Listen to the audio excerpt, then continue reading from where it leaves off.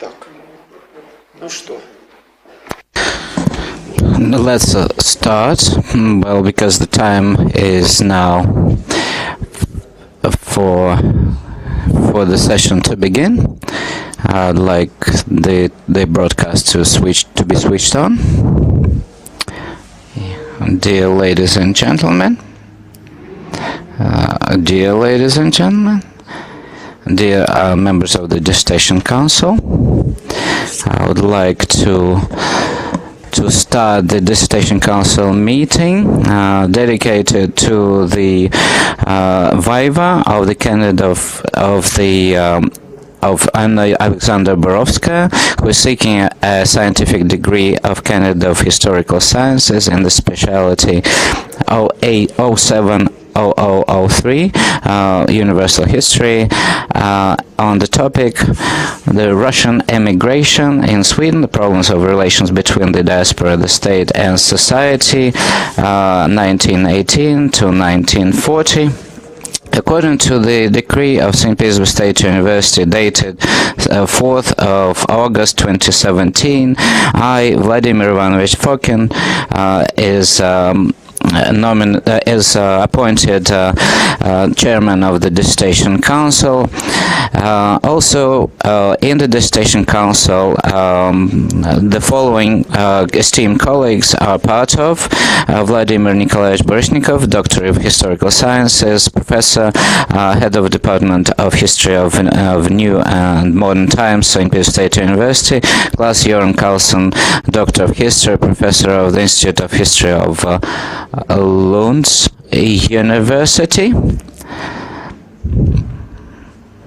Alexander Viktorovich Repnevsky, Doctor of Historical Sciences, Professor of the Department of World History of the Northern Arctic Federal University, named after Lomonosov in the city of Arkhangelsk, and also the Higher School of Social Humanitarian Sciences and International Communication.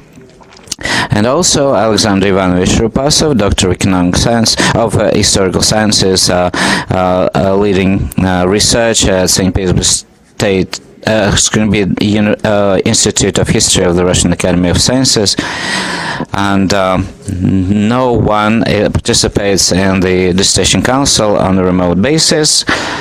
So, I would like to point out that according to the federal law dated 23rd of 1996, number 127, on science and state scientific technical policy, St. Petersburg State University was granted the right to award degrees independently, and the act on granting academic degrees at St. Petersburg State University was duly issued on the 1st of September 2016. According to this decree, the Dissertation Council is valid when no less than 2/3 of the approved membership of the Dissertation Council, but not fewer than 4 people are present. Our Dissertation Council consists of 5 members. Everyone is present, therefore the quorum is here. And so the procedure is this: short presentation of the applicant on core issues that are set out in the dissertation, up to 5 minutes, and then questions to the quite short presentation by the chairman of the dissertation. Then second is a short presentation of the applicant, up to 15 minutes. Questions to the applicant related to the presentation, no more than 2 minutes. Then answers of the applicant, and 10 minutes per each review. and you have all the reviews uploaded to the site of St. Petersburg State University, and therefore you don't have to read it out or read out very quickly. Then 20 minutes, up to 20 minutes are given to the defendant to answer questions. And also, there's an open floor for anyone present to be able to speak. But you have to register for speaking, and there's a registration ledger there on the left. And please, then if you've registered for a comment, then you go to the microphone and speak. So that this would be broadcast as well. And then again, answers to of the applicant, and then up to 5 minutes. Then the research supervisor has the right to also present his or her views. 3 minutes. 3 minutes is enough. And then 5-minute break before an open voting procedure. And questions, and the resolution is decided whether the verdict is positive or negative, to what sort degree. And after that, within this interval, the Dissertation Council members negotiate, and then after that, the broadcast is then on, and also after the broadcast restarts again, you see the open voting of the Dissertation Council members. And also, after the verdict is reached, then 2 minutes for the final word of the applicant. Do you have any questions as per this procedure? No. No questions or proposals. Therefore, before we start the discussion, I'd like to reiterate that all your mobile devices should be switched off. I also remind you that the live broadcast is now on the website of St. Petersburg State University of all the proceedings, and will simultaneous interpretation from Russian into English and vice versa. And I'd like to start with the first item as the chairman. The dissertation of Borovskaia Alexandra, Russian emigration in Sweden, problems of the interrelationships between the diaspora, the state, and the society of 1918 to 1940, was accepted for defense. The Dissertation Council was duly appointed, and I already mentioned all the names of the Dissertation Council members. The applicant submitted the following material. Application to the rector, Professor Trkopachev,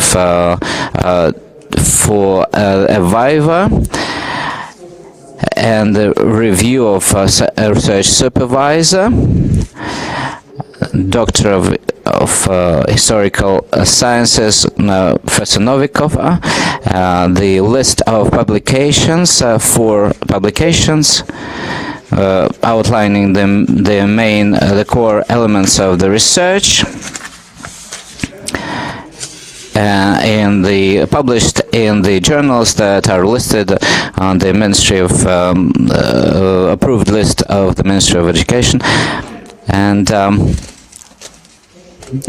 the decree, the certificate issued by St. Petersburg State University, stating that all the exams and tests as part of the postgraduate study at St. Petersburg State University were passed. All received excellent marks, and actually, she received a cum laude diploma issued on the 9th of July 2011. The dissertation in Russian and in English, both as hard copy, and this electronic copy has been submitted, and electronically it's published on the website of St. Petersburg State University. And it's also is written in completed according to the standards of St. Petersburg State University. All the documents conform to the requirements of St. Petersburg State University that relate to the granting of degrees of Candidate of Sciences at St. Petersburg State University. And according to our procedure, the floor is given to the applicant, Borovskaia Anna Alexandrovna.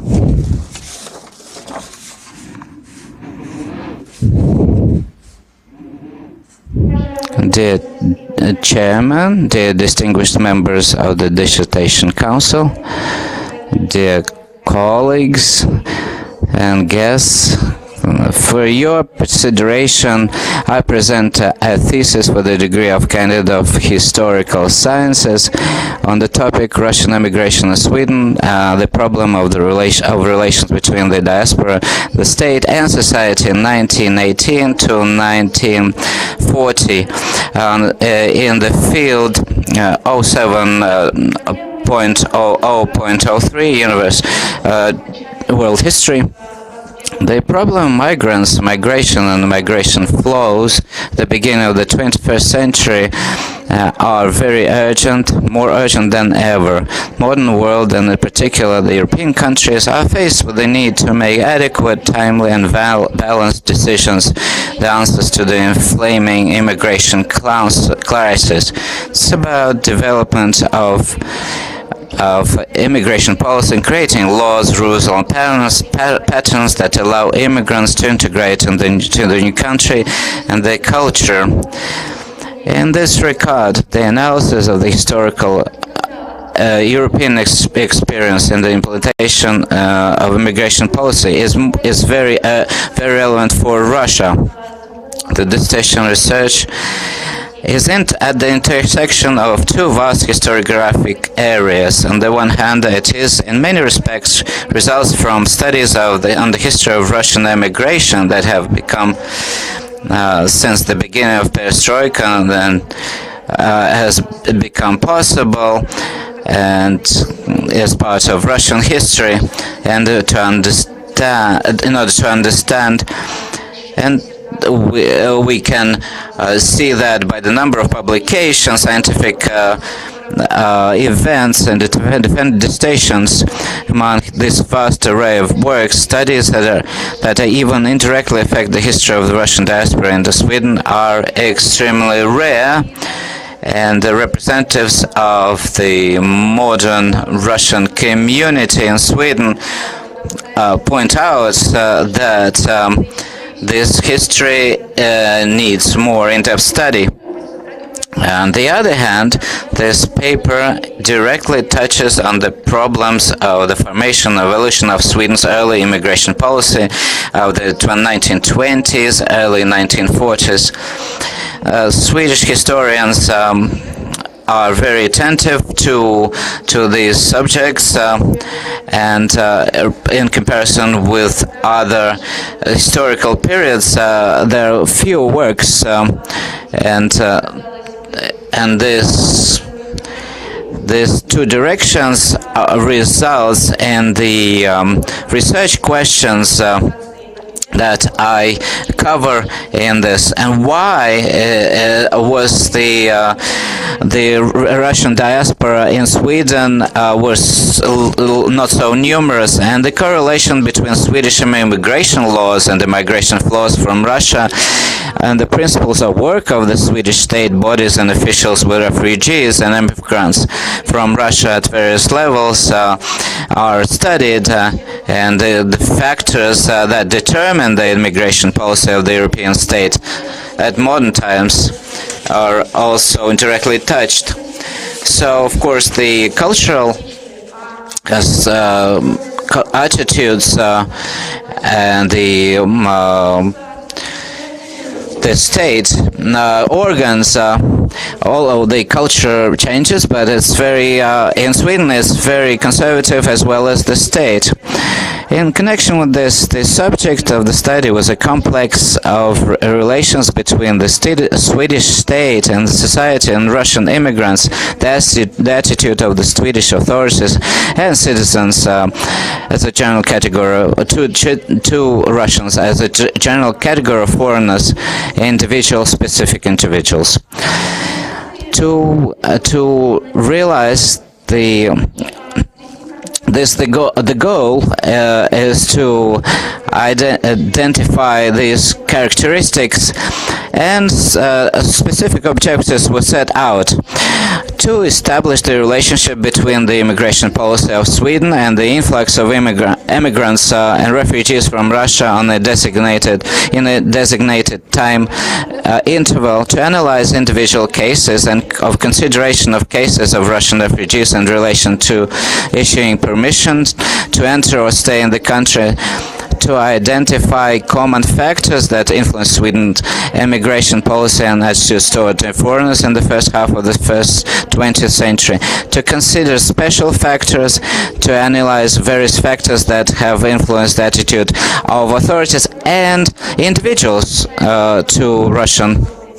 And of course, the chronological scope of the study covered the period from 1918 to 1940. The lower chronological boundary corresponds on one hand to the year of the beginning of mass immigration process from the territory of Soviet Russia and its first wave. On the other hand, it is from this year that Sweden has consistently pursued a restrictive immigration policy. The decision to introduce it was adopted a year earlier, and therefore this is the upper chronological boundary that represents the departure from the canonical division of the history of Russian post-revolutionary immigration. And so for this study, 1940 was elected because it allows to include it in the cases of re-immigration to Sweden of Russian citizens.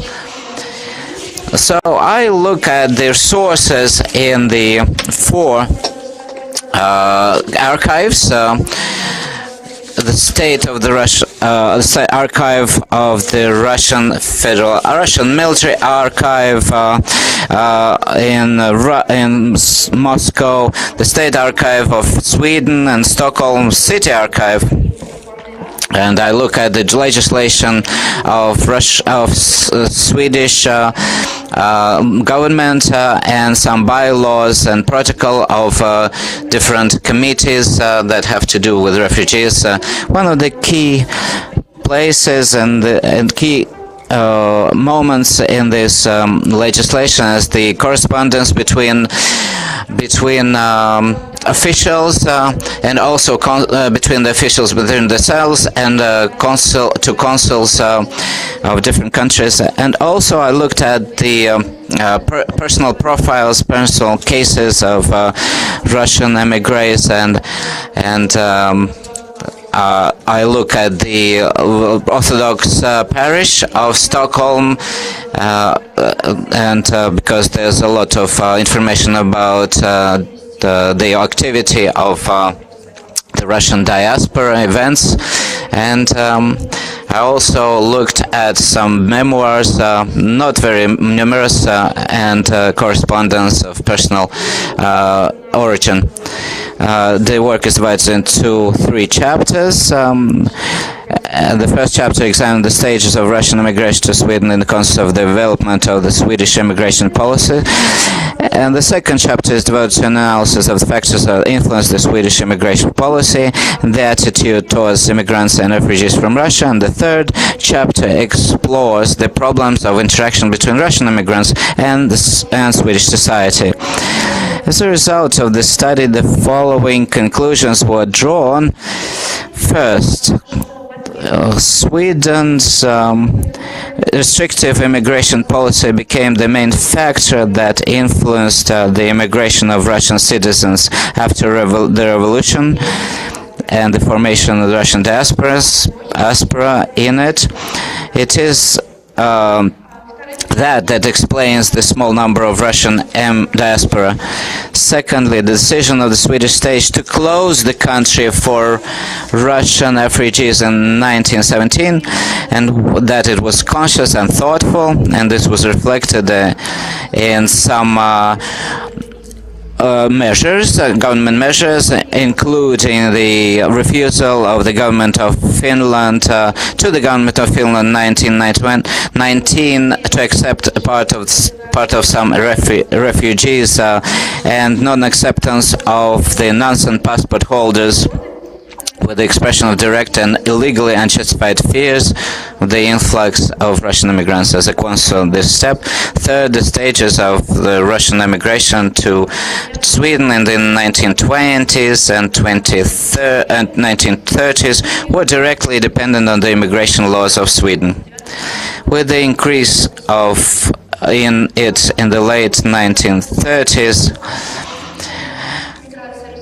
after the attitude was individualized in treatment of refugees. For example, if they had relatives living in the country or work permits, and then of course there was xenophobic attitudes of Swedish citizens towards Russia, and also this was part of the basis of the debate within that country to immigrants, and there was fear for politically active immigrants, especially with left-wing views, and therefore political influence from the Soviet Union, and there were also fears of espionage, and after the assassination of 1920, as far as the attitude to individual immigrants from Russia, in some cases, some attitudes of officials was quite good, and most cases that were examined, among those who sought refugee status, did receive that, and there was stable economic. The factors were stable economic status, or lack of criminal records, or political affiliations, and also but education and social status were not part of the influential factors. And Swedish society did a lot for the emigres in 1917 in terms of support financially, and especially the Russian Church. As far as individuals, they were quite neutral or even benevolent to their newcomers, and so this bad attitudes were not very widespread. And these are the core issues that I would like to focus on in my presentation. Thank you very much. According to the procedure, no questions should be asked at this stage. This is the stage for reviews of members of the Dissertation Council.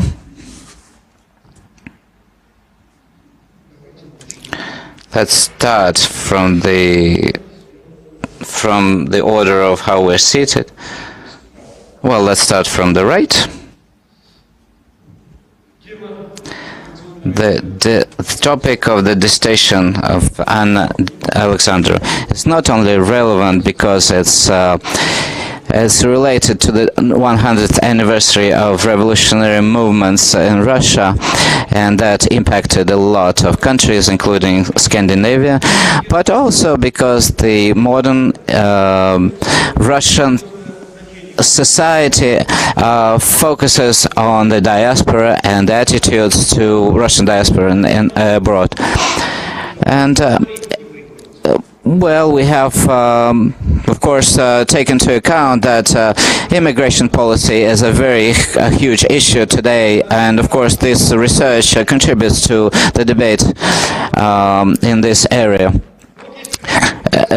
If Russian emigres in Sweden and in Norway, there's some studies, but inclusion in Denmark, the Swedish immigration periods are not covered so widely in the research institute literature. And so there's a gap, a theoretical gap. Therefore, when Anna talks about the relevance of her study, she cites some theoretical problems that she wants to tackle, and she systematized this interrelationship between the Russian state, the Russian diaspora, and the Swedish society. And this is, of course, a very relevant angle of how to study this issue. Well, the dissertation rests on archival material sources, and that's very important. Both Russian and Russian Federation State Archive and the military archive and memoirs, even the text is full of analysis of these sources, and especially inclusion of memoirs makes the reading lively. The author looks at the disparity of the Russian diaspora, not so much cohesion, and for example, I would like to say that Mr. Kulkevich, that it talks about, that didn't really contribute much to the linking of diaspora together, and there are memoirs recently published of Kulkevich, and that's testimony of it. As far as the practical applicability of this research, the author states that it can be used in teaching practical history courses in terms of immigration policy, and that's very correct. And also in our Archangels, we heard the results of this dissertation, and of course there are some critical points. I think that the literature, in terms of literature, the first statement that is defended states the restrictions of the immigration policy in Sweden impacted decisively on the formation of the Russian diaspora, and this explains why the Russian diaspora was not so numerous. I would like to say that this, that stylistically it's not very good, well formulated. Well, and also another point about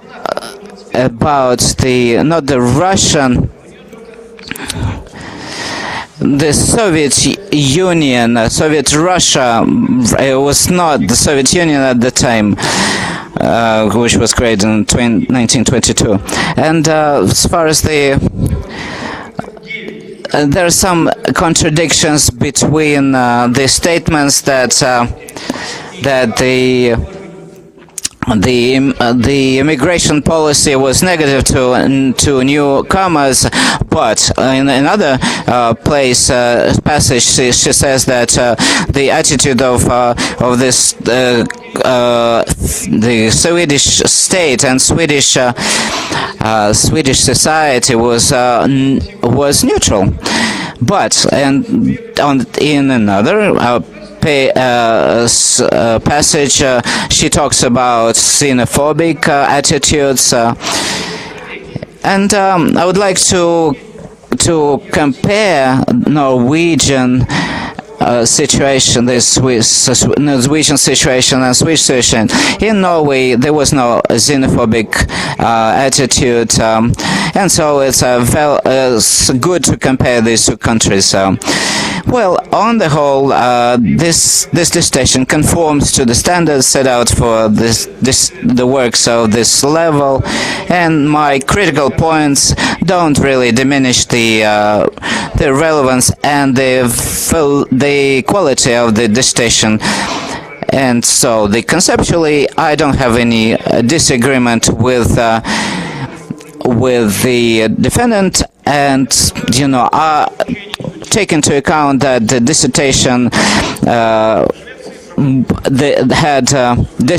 that the applicant published core elements of her research in publications, and therefore the dissertation totally meets the requirements of St. Petersburg State University, and therefore giving the university the right to grant as the sought degree of candidate for historical sciences to the defendant. Thank you very much, Alexander Viktorovich.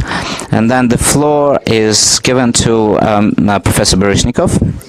Thank you very much, dear ladies and gentlemen, dear colleagues.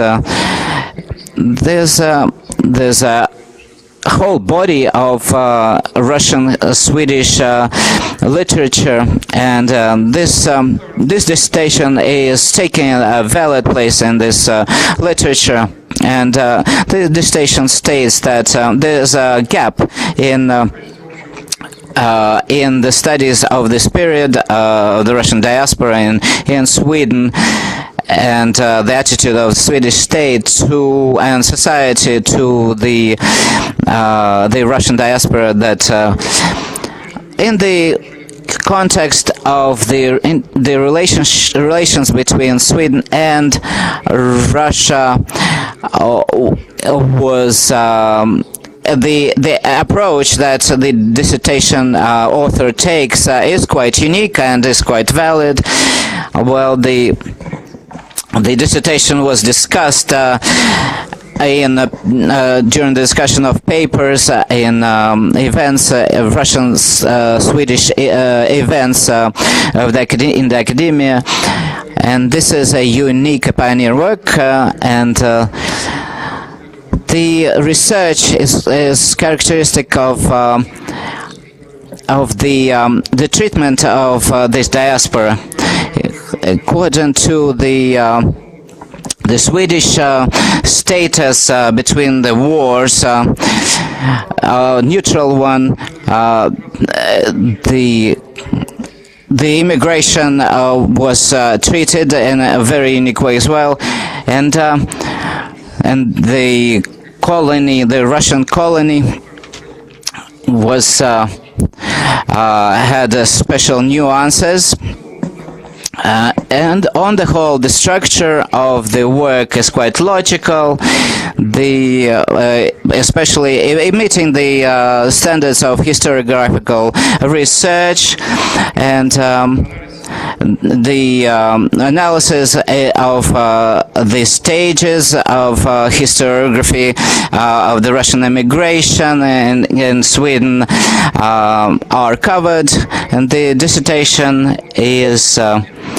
has attempts of tracing the evolution of Russian diaspora, and also at the background of general tendencies of Russian immigration from the Soviet Union after 1917, And I would like to skip some positive, some other positive comments. Just to mention archival work that was already mentioned, and that allowed the defendant to analyze the personal cases, and the author looked at individual cases and case-by-case analysis, presented case-by-case analysis of Russian emigres. That's very unique, and because the author traced personal relationships between the people living in Sweden already and people immigrating there, and the author looked at the relationship between the state and the society of Sweden with the Russian diaspora, and and that would explain why the Russian diaspora was not so organized and was not so numerous. Of course, the author looks at the compact settlements of Russian diaspora, especially in Stockholm, doesn't really concentrate on isolated Russian immigrants that settle elsewhere. But this conforms to the goals of the dissertation.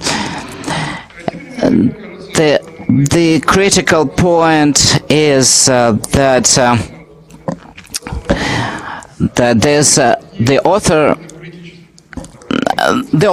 looks at the political constituents of the Russian diaspora. The good impression is created by the thorough approach of the dissertation author to the material, and how Russian evenings were organized, and other events that related to the life of the Russian diaspora. And at the end of the 1920s and 1930s, some of the events were then held under the patronage of the Swedish royal family, and I only regret that the dissertation didn't look at the lower level of the relationships between Russian immigrants and their Swedish colleagues. Well, this dissertation adheres to the principle of objectivity in treatment of the facts and in the context of the historical situation. So this approach is justified, and therefore I totally approve of the conceptual basis of this station. But my critical points: there's some there's a very in-depth analysis of theoretical sources,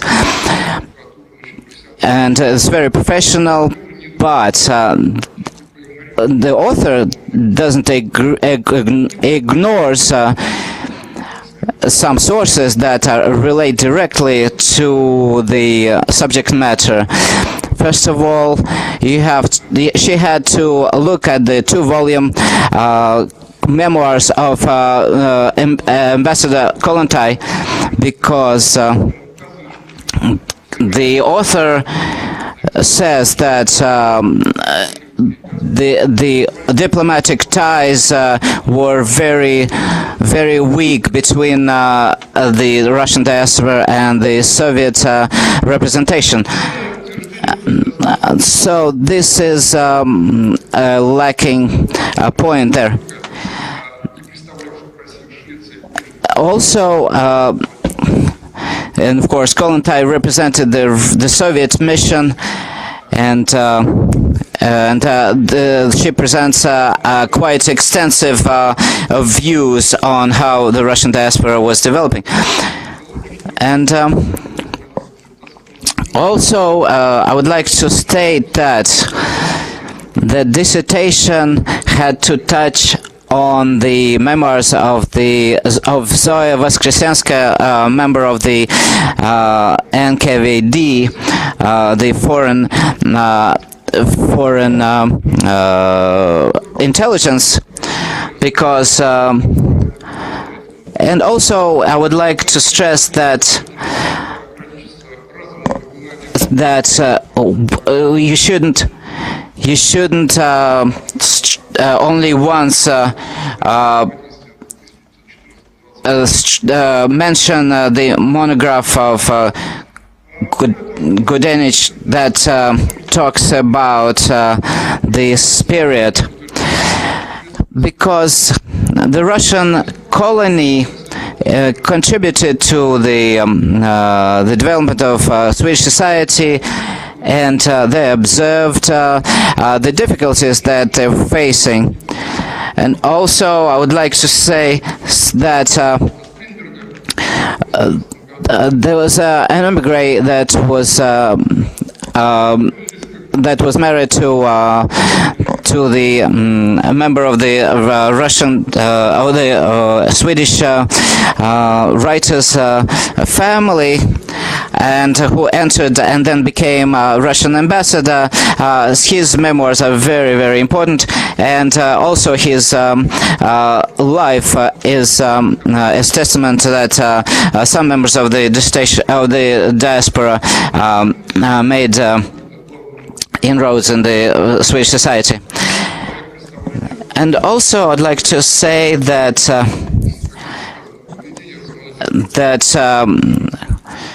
that the dissertation, maybe we should have looked at with more care on to the formulations, because in the dissertation, because the existence of the Russian diaspora in post-immigration period was very important, of course, but the statement that the main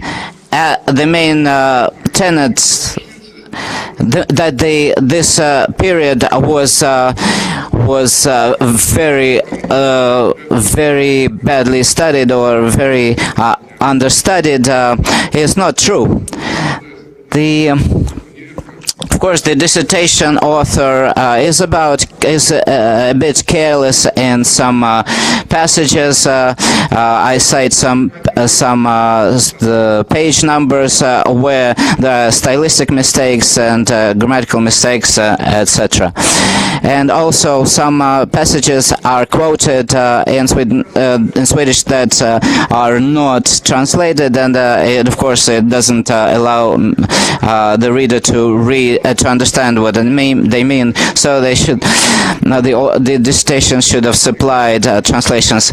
But on the whole, the dissertation, Russian emigration in Sweden, the problems of relations between this diaspora, the state and society, 1918-1940, is a very good piece of research, and it conforms to the requirements of St. Peter's State University and deserves the Candidate of Sciences degree. Well, next to review,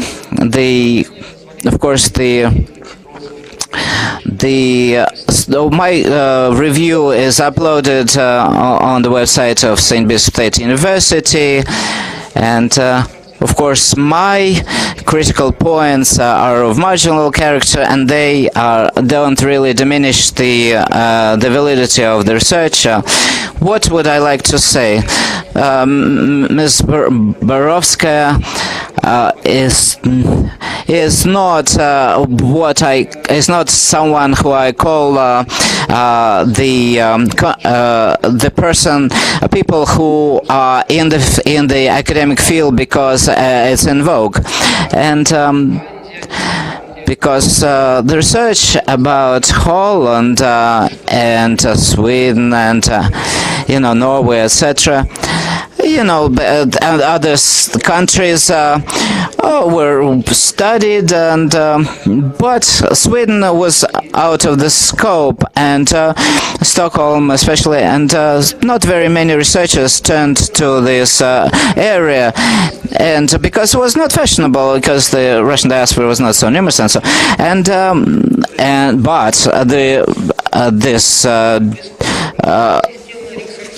but Anna Alexandrovna Borovskaia took up this topic and delved into it, and she searched for sources.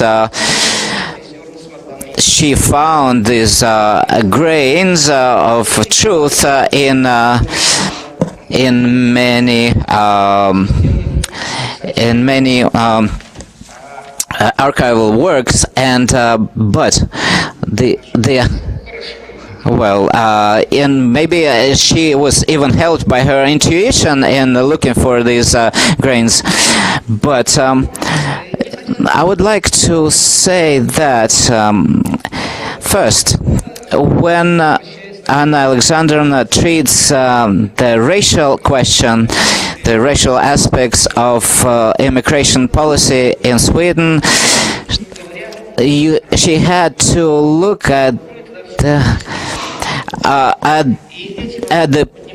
the context, because racial issues was the part of the agenda in Estonia, not only in Italy or Germany and other countries, because this was the sort of point of discussion for the whole of Europe, and up to 1997, when Sweden looks at the racial issues in their legislation. And second, I was happy to see the historiographical research, because it's the most difficult part for any research, because to formulate theses that would highlight some obscure parts of a problem is very difficult, and I just want to mention that Professor Kahn's work on perished Bolsheviks, you have to treat this source with care, because it had a lot of reprints, and publications included a lot of mistakes, and especially factual nature, and not all authors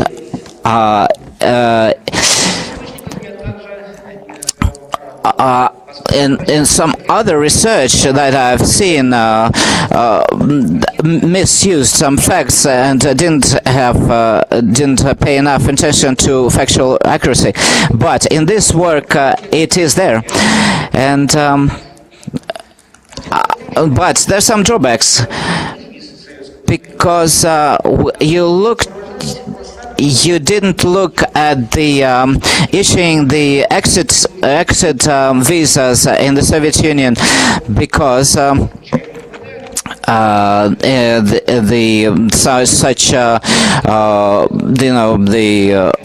interior political police was involved, and was involved with members of foreign countries officialdom, and this correspondence is very, very interesting, and in corresponding with these officials of the refugee, the prospective refugees, this correspondence was very interesting, because it gives us a lot of insights into the family matters and other things. And of course,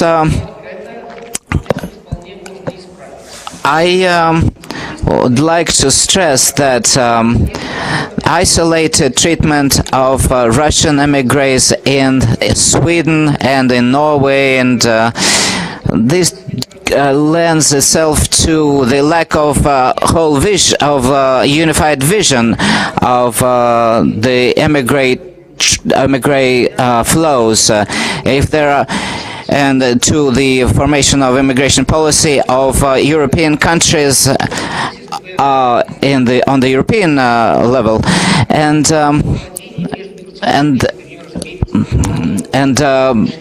for example, if there are any correlations between the Weimar Republic immigration treatment of immigrants and Swedish immigration. But if you look at Denmark, there's less correlation,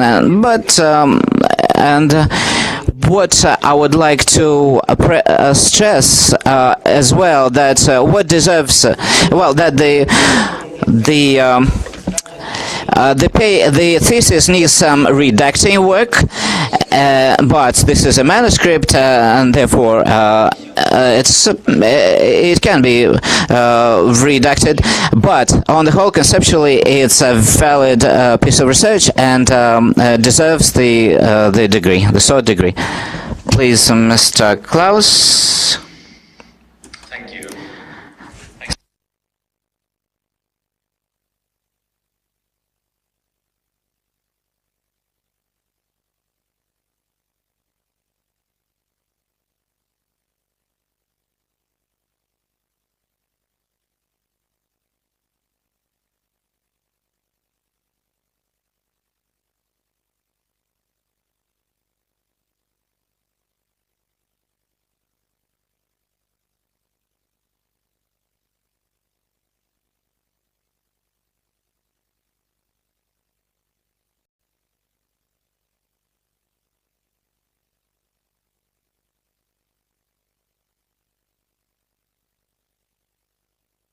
Opportunity to address three, as a matter of fact, more overall perspectives on your thesis that I think that you have too little of in your manuscript, and I would like to see more of it in the future.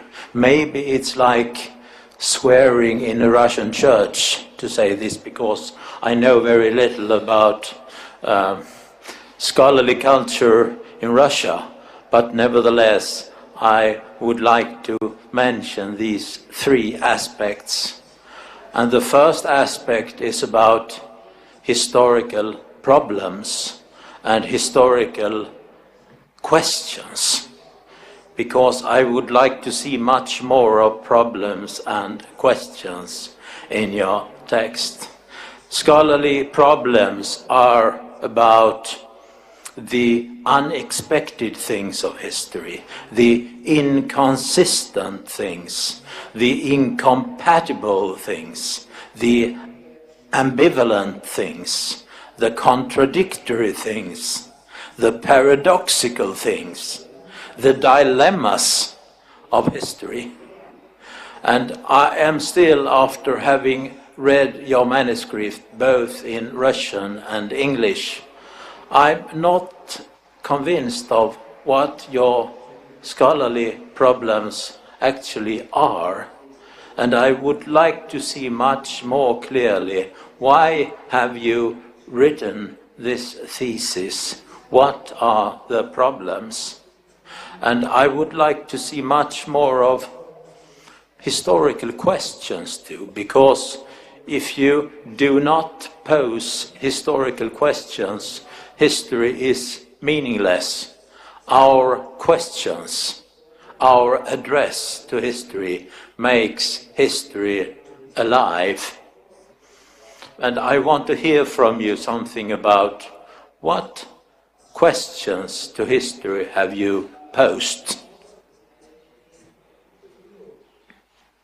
The other aspect that I want to address is theory. You talk a bit about theoretical dimensions, but I'm not convinced. Have you really used theoretical concepts and notions in your thesis. I want to know more about what is theory. In my mind, you have a theory of ambivalence. I call it gray zones. When you, for example, discuss the Swedish political and administrative practices that the Russians meet in Sweden, I think you demonstrate that some of the reactions are very personal, while others are political. Some meetings are formal, while others are much more real. So I think ambivalence is a theory. You can read a lot of things about ambivalence. If you read Zygmunt Bauman, for example, he has written several books on ambivalence, which is a very useful theoretical concept if you want to say something about, well, the problems of history. I put it like this. In reality, what Anna depicts is a Swedish politico-administrative migration system with grey zones, with individual variations related to ethno-national origin of the migrant, a certain scope for lower-level officials to act independently, and semi-legal possibility for Russians to immigrate. And a few other examples. On the one hand, Russian migrants were treated worse than other ethnic groups in Sweden. And on the other hand, and I quote you, all foreigners were seen as undesirable guests in our country. End of quote. Fear and danger characterized the Swedish reception of the Russians, but nevertheless, and I quote you again, the elite of the Swedish society was involved in the cause of preservation of the Russian church. This is ambivalent, I would say. So with advantage, such paradoxes, ambiguities, and contradictions could have been paid more attention to and even presented as historical problems. And the most common theory of migration, historical theory, is push and pull. And I would very much have wanted to see this demonstrated in your material, because I think it is there to a large extent. But if you use a push and pull theory, you have to use two states and two societies. One that you are pushed out from, and another that you are pulled into. And Russia and the Soviet Union is very absent in your book. And that is interesting. My third overall address concerns the analytical framework.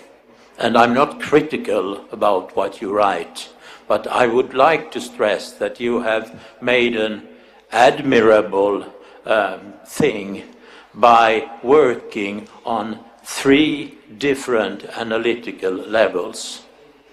In the history or the historiography of the history of migration, you can detect three different stages or epochs. We started by dealing with the political level, that is, political decisions, administrative practices, etc. And then we went in the 70s, 80s to a more social and economic interpretation of migration.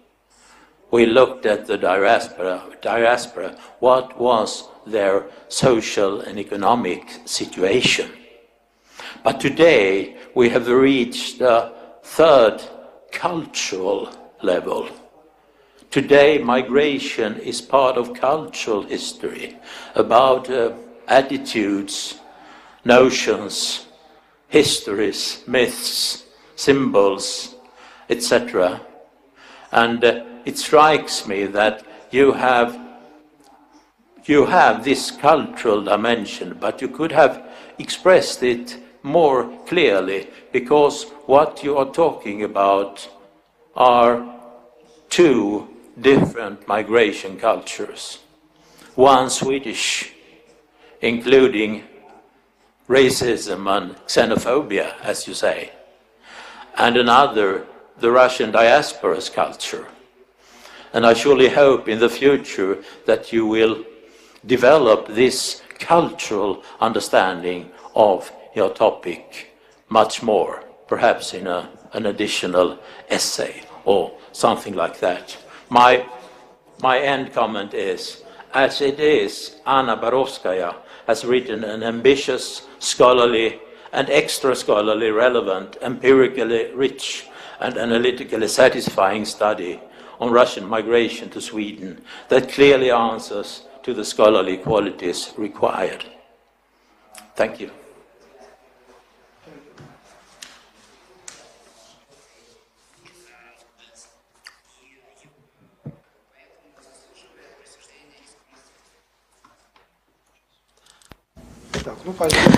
Thank you very much.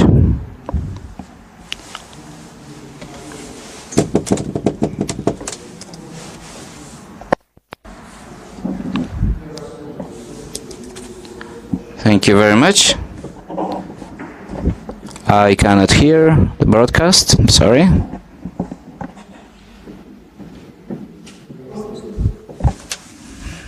No? Yeah. Now it's working, yes. Well, a lot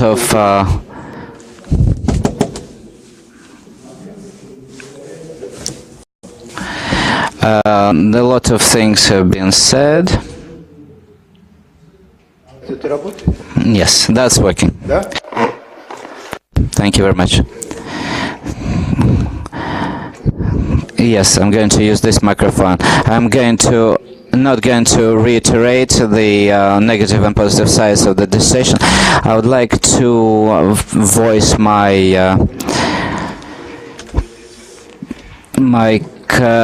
unique points.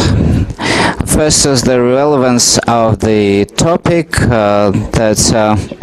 that poses the questions before the researcher.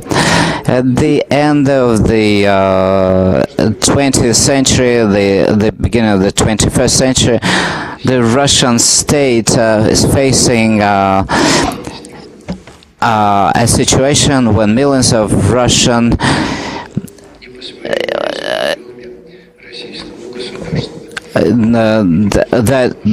faces when millions of Russian citizens found themselves outside Russia, and of course there's a constitutional responsibility of Russia to defend Russian citizens outside Russia through diplomatic channels, and former Soviet citizens that are not Russian citizens. You have to do something about it, because they all speak Russian and they are all part of the Russian culture. And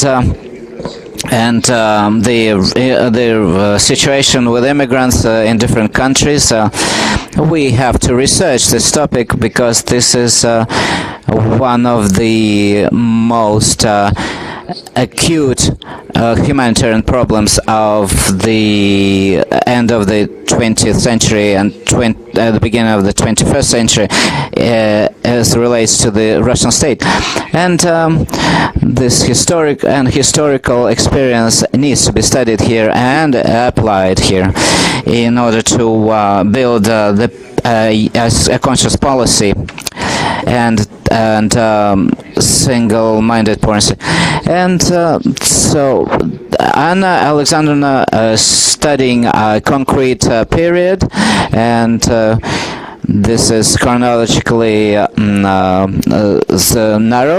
and this is a very reasonable choice,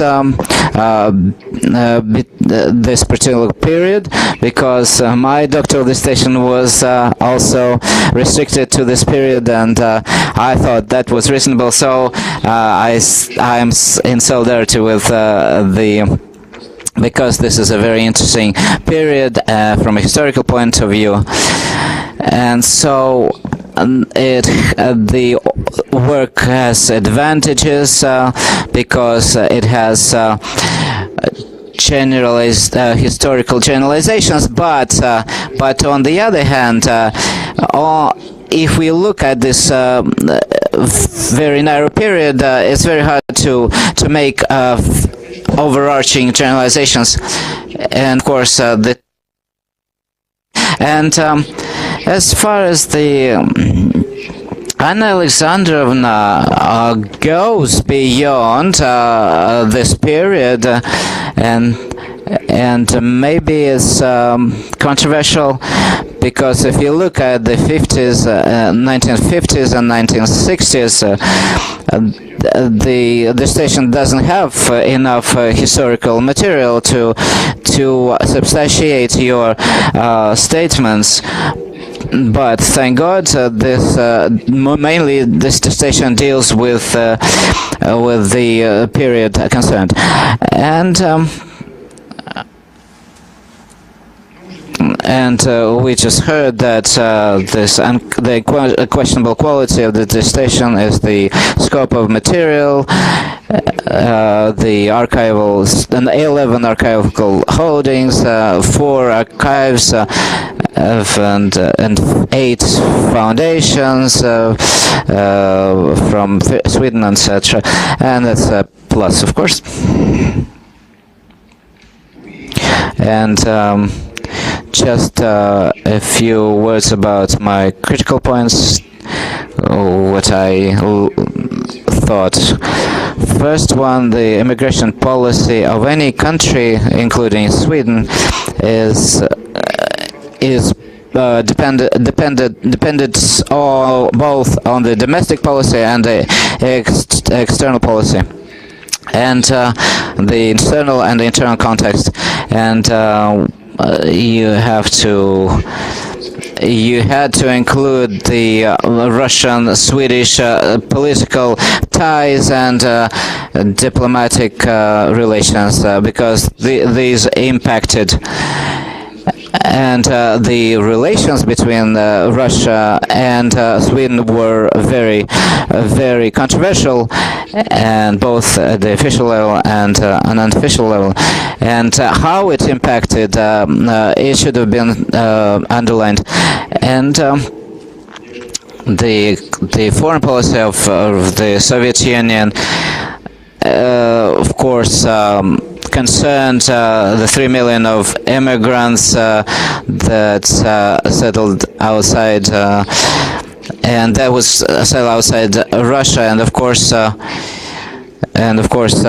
this was under the jurisdiction, so-called, of the Soviet Union, and the Soviet officials, of course, had instructions how to behave towards the Russian diaspora in different countries. Maybe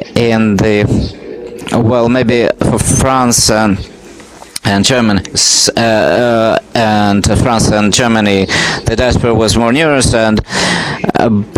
but the instructions were there, and probably you should have looked at the documents of the Russian Foreign Service, and there are, of course, multi-volume documents of Russian foreign policy papers, and the next thing I would like to stress is the relation to culture, because it was an important factor in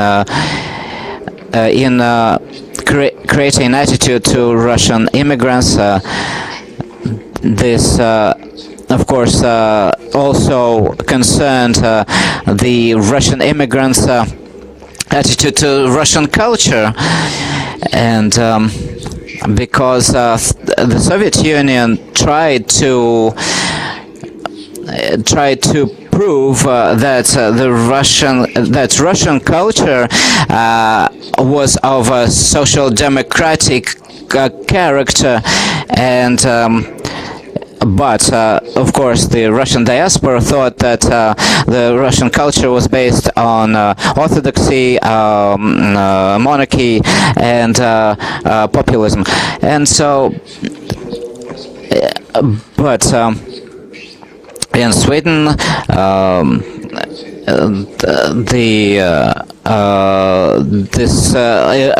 there was a lot of feedback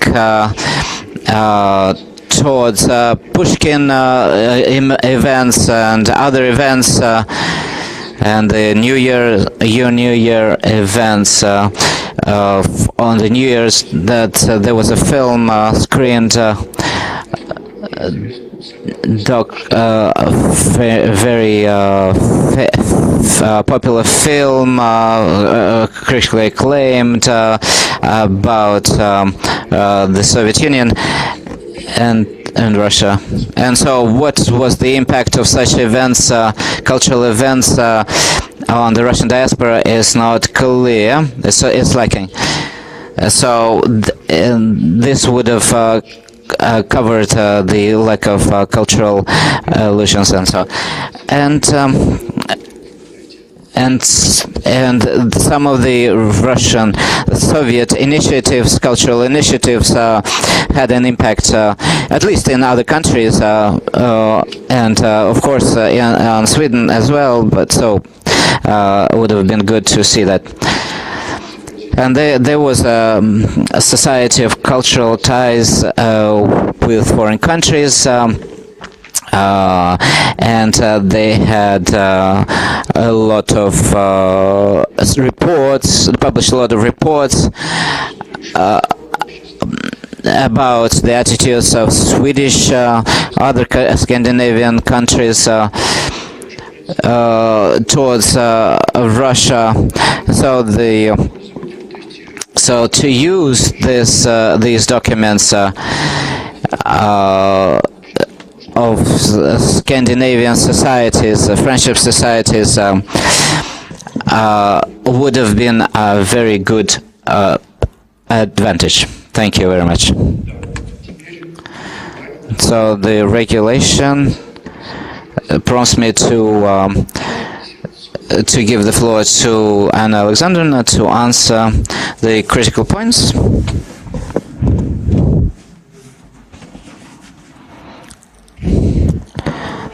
I'm first of all happy to and grateful to the members of the Dissertation Council for such consideration of my work, because what I read in the reviews and what I heard today highlights a lot of drawbacks, comments, and of course recommendations that some are overlapping, some are not, and they're food for thought.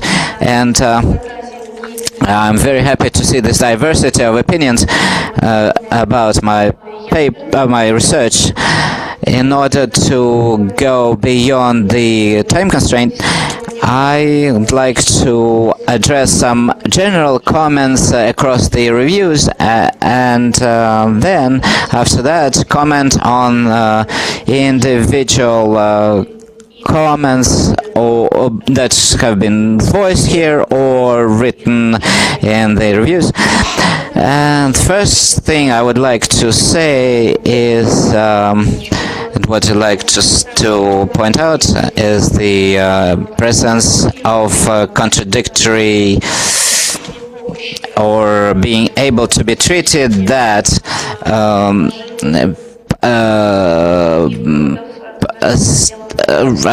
statements that I make and conclusions I make in my paper, as Vladimir Ivanovich said, at the level of interpersonal relationships, the negative attitudes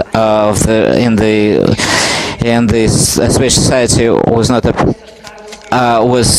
not apparent, but at the institutional level they were, and what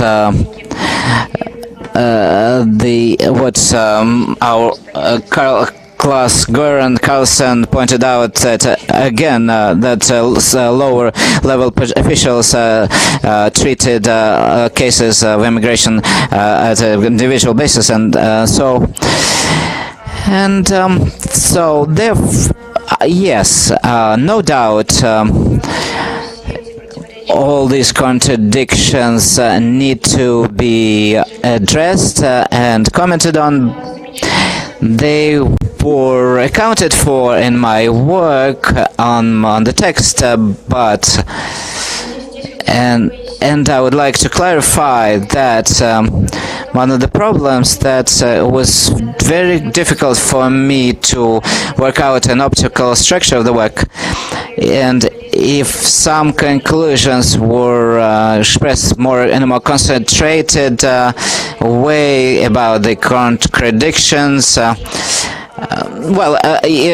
they were, I would evade some contradictions, and as far as the statements of officials and how they were not conforming to the legislation or the attitudes of the state, and how they contradicted the attitudes of the individuals,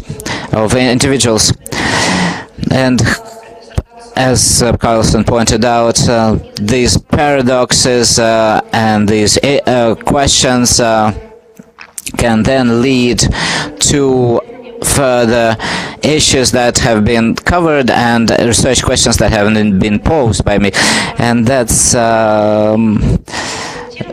true, and I agree with this, and then I would like to address some concrete reviews points in the reviews. Again, I'm grateful to all the members of the Dissertation Council for their comments. As Andrei Victorovich pointed out, I agree that the text is not void of some stylistic drawbacks and mistakes, and I hope that these haven't impacted so gravely on the reading of the, and also some formulations about the Soviet Union and Soviet Russia, very inaccurate, and unfortunately, I used the correct term, but the incorrect term found its way into my paper. And as far as the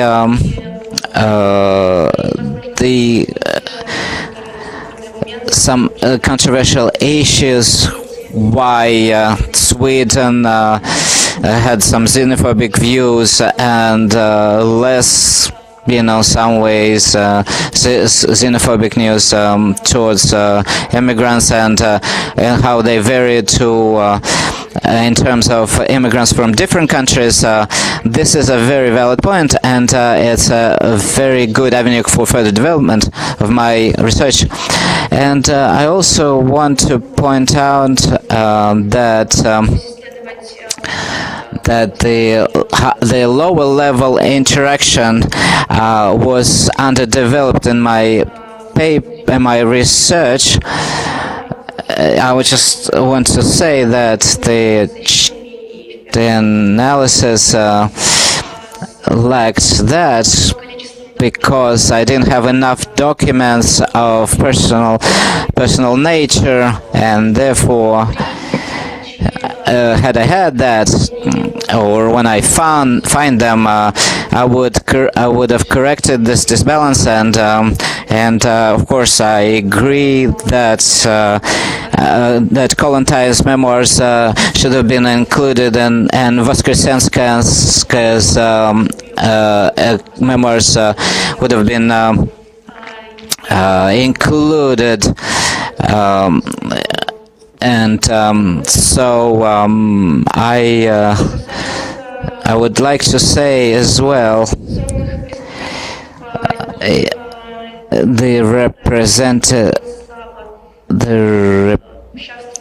that the representative offices of the Soviet Union, that they didn't work with Russian emigres so closely.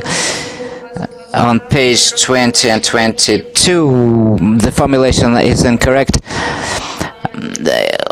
This because this was really about the pre-revolutionary representation offices of the Russian Empire and how they didn't interact with the Russian diaspora so closely, and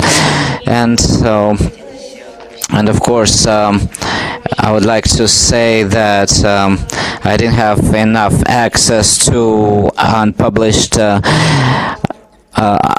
documents of Russian foreign policy, and so which you pointed out, as far as the disbalance between the treatment of the individuals of Russian emigres and the state's treatment. Of course, I did touch on this issue, but of course I didn't I didn't clarify this relationship to the adequate degree, and maybe I should have either dropped that or given it more in-depth study. And so as far as the and of course about the novelty of the work,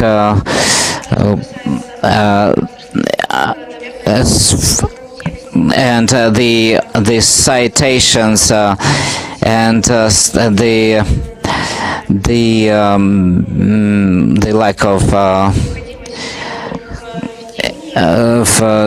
untranslated quotes, etc., and well, whether and especially also the citation, the way I cited them, because I could not cite all the individual cases I looked at in the archives, and so I just cited the source where these individual cases could be found in the archive, because it would have taken, many more pages. So again, translations, I didn't want to skip to let out the nuances, and so I included the untranslated text. So, but from English in English, but my oversight is in that I didn't provide translation. As far as the archive materials, you said that intuition helped me. Of course, the indexing in the Swedish archive is not so informative, but I was very happy to encounter very helpful libraries and archivists and the archive of Sweden, because they helped me to identify every single case, because the system of cataloging and storing is absolutely different from the Russian archives, and I found a very interesting book in the archives on the Russian archives, and how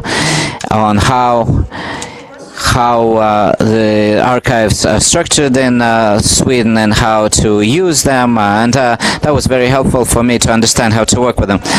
As far as the review, that said that that we should have used more Russian sources and also some foreign foreign service sources of the Soviet Union. Well, you mentioned that a scholar of these these materials are facing difficulty in accessing, and the state archive has moved, and so there was the transition period, and so was difficult. And as far as the ethnic and of the Swedish immigration policy, I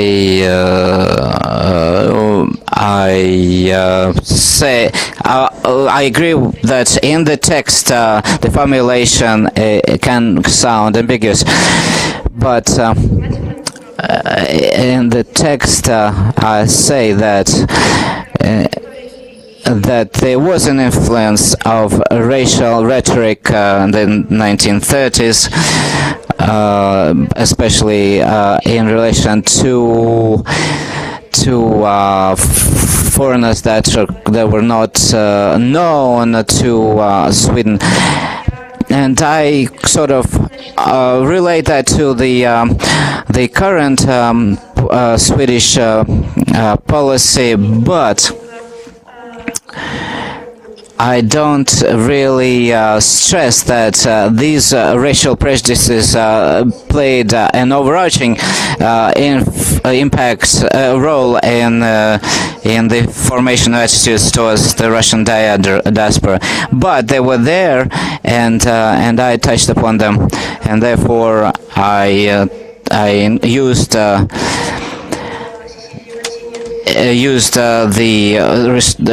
research that talked about later periods in Swedish immigration policy and sort of extrapolating it to the earlier periods, but maybe it may look like that.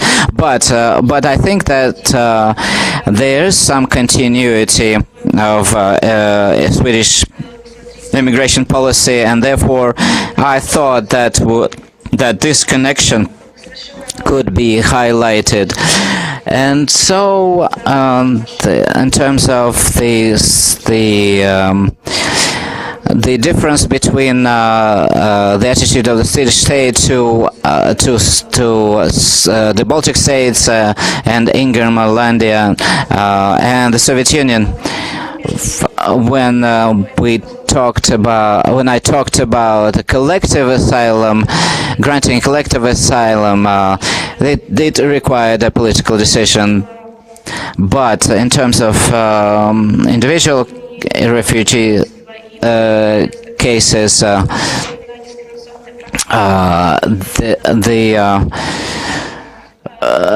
we saw that some discrimination was there, and some refugee requests were not granted. As far as the comments and additions that you had in your review and didn't read today, of course, I agree that such comments would improve the quality of my future research, because to expand on the issues that were not treated in the paper is very important. So,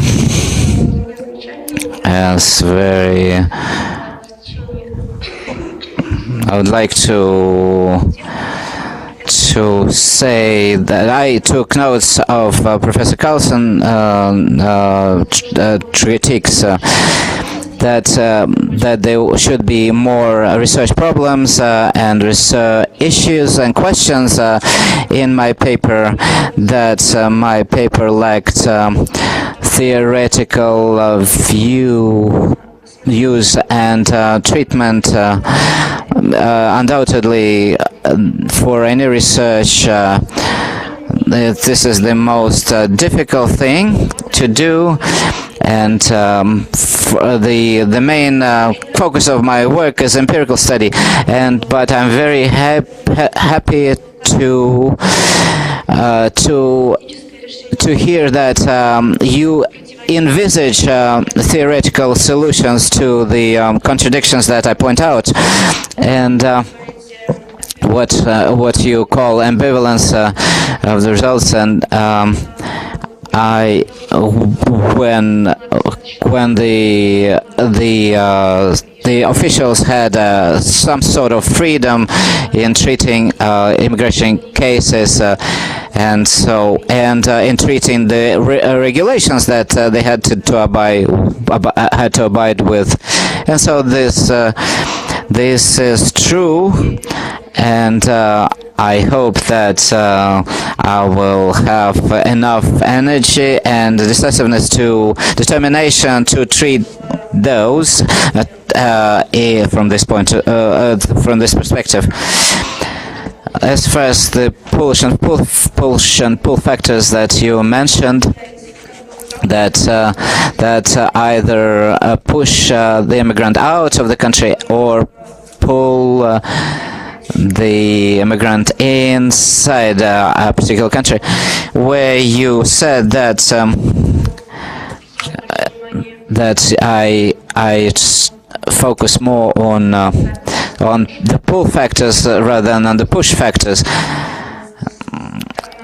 and the side of the question that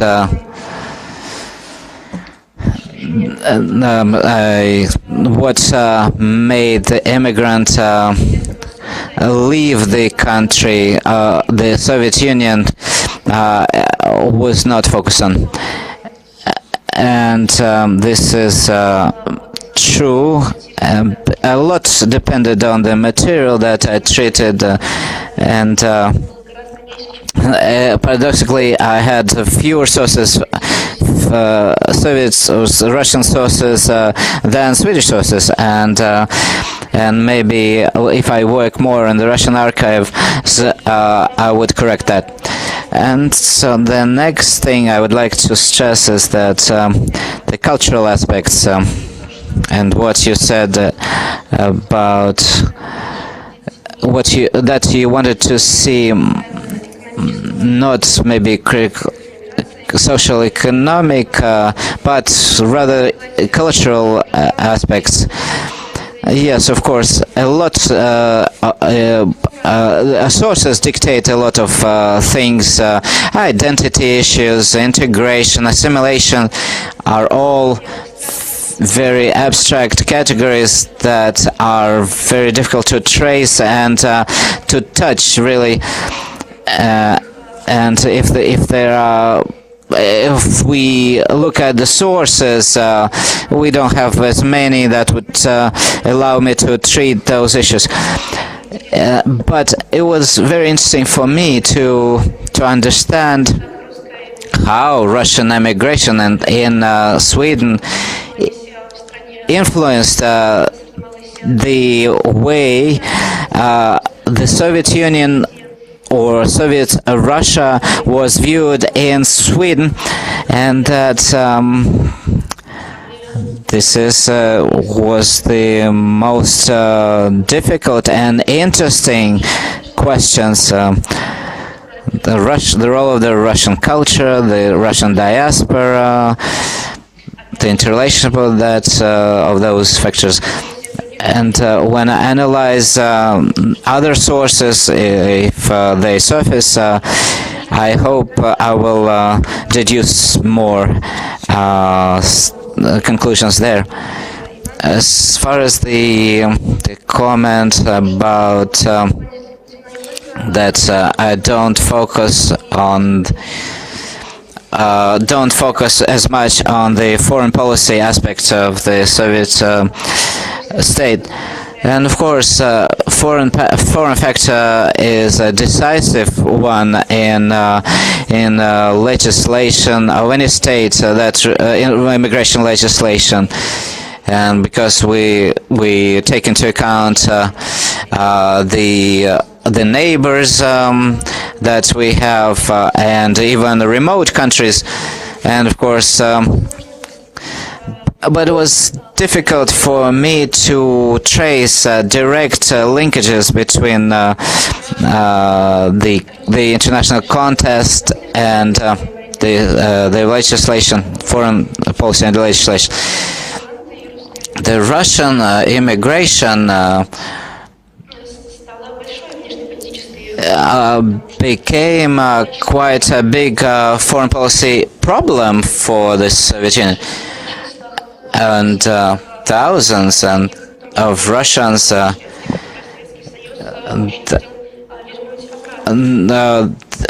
Soviet Union wanted to return to the Soviet Union. Sweden was at the crossroads whether how to behave here, and between the war period. Well, after the war, you know, this was an issue, but into war period, the diaspora was not so numerous and not so politicized, and in Sweden there were not as many politically affiliated organizations among the diaspora, and so. And therefore, for the Swedish state and for the Swedish society, the political issues were not really a big problem. And so, but again, I didn't have enough sources, maybe not to conclusively defend this or that thesis. And I would like to say again, thank you to the reviewers for all your comments, and this is very helpful and inspires me to work further. Thank you very much. And Alexandrovna, do you have any registered speakers? No.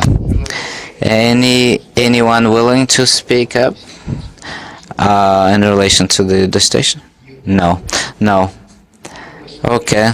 Then the floor is given to research supervisor. To the research supervisor.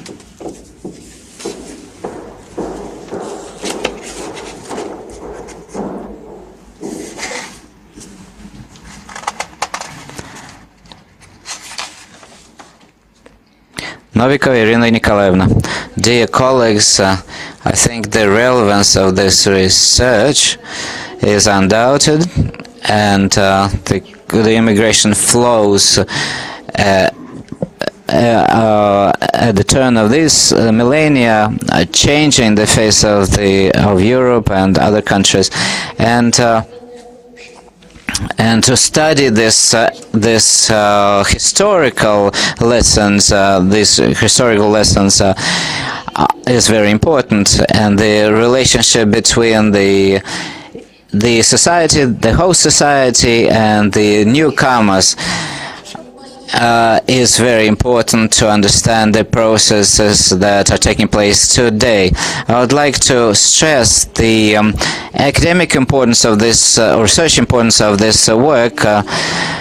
We see that over the past 20 years, Russian historiography has produced a lot of studies of different countries, but Sweden unfortunately is an exception, and unfortunately there's a gap there. And a month ago we discussed this with a representative, with Count Tchaikovsky of the diaspora in France, who attended a conference here, and Count Tchaikovsky was very surprised that a dissertation was prepared for to treat this topic, because he was surprised because the publications were not there, and especially in Russian, and this for him it was a pleasant surprise. And he is an authoritative representative of the diaspora, Russian diaspora abroad. And I would like to point out a few more things. First, as a very good groundedness of the author in the skills of working with historical sources, and that's the training that she received from St. Petersburg State University through her postgraduate study, and this is the first defense viva in the new format in this field. This is for us an additional responsibility, and in this relation I would like to say that we're very grateful to the members of the Dissertation Council for such close attention to this paper. And I would like to point out, as a research supervisor, that it was very pleasant for me to work with Anna throughout the years. She's a very thoughtful, very attentive to detail person, and before making a conclusion, she accumulates a lot of empirical data, and after that reaches a conclusion. And what is characteristic of her is a very serious approach to the subject matter, and the desire to go deep into the subject, not to stay on the surface, and it was very pleasant for me to observe the work. And for me, as a research supervisor, I'm lucky, and I'm very happy that the Scandinavian scholars are now, and hopefully the Germans, Scandinavians, because Anna is now also a citizen of Germany, and so this is a new research, a new addition to the academy in these countries, in this field, and this could be used definitely for a research monograph. Thank you very much. This dissertation discussion is closed now, and now 5 minutes break for the Dissertation Council to discuss the verdict of granting and non-granting the third degree. Please, the audience, please leave the room, and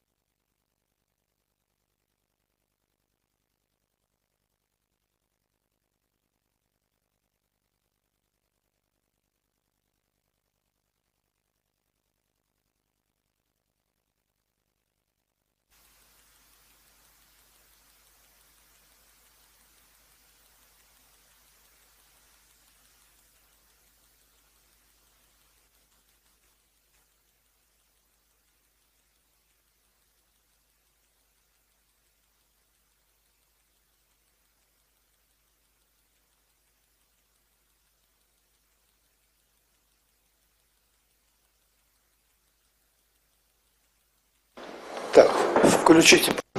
Please turn on the mics. Thank you. The broadcast. Now I'd like to vote in the same order that we heard the reviews. Alexander Viktorovich, I am in favor of granting the third degree to Borovskaia and Alexandrovna. I also vote I am in favor. Alexander Ivanovich also in favor. Favor. Thank you very much. I am also in favor of granting the third degree of the candidate of Historical Sciences 08070003 World History. And to Anna Alexandra, I congratulate you on the verdict. Well, thank you very much. Congratulations.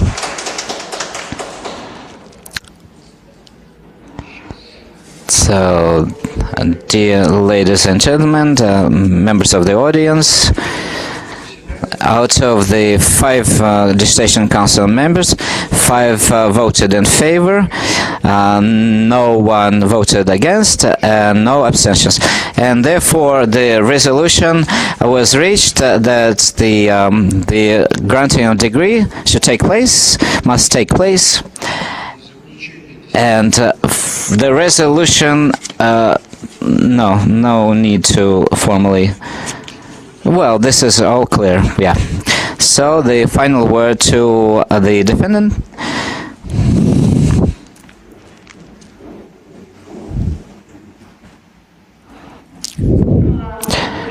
Dear ladies and gentlemen, dear Dissertation Councils, dear Chairman, I reiterated that I'm so grateful to all the reviewers for their reviews and for the consideration of my dissertation, and I would like to thank you now for finding the time to be present personally at the defense, and I'm very happy to see you all here, especially the ones from Sweden and Arkhangelsk,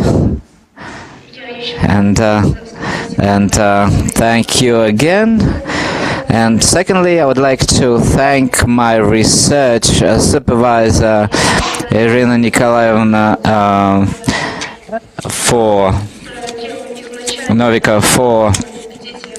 because I was when I was a student at the history faculty, I was not even thinking of a dissertation of this scope, but she is very busy, and she prompted me in my work and always supported me and always helped me in solving my problems on a very timely basis, and I appreciate what you've done for me. Thank you. Because this is an online broadcast, I would like to say that to write this research would have not been possible without the support of a grant from the Faculty of International Relations, and that I used to study the sources, and because this is an internet broadcast. Irina Alexandra Tourne, my gratitude to you. She is one of the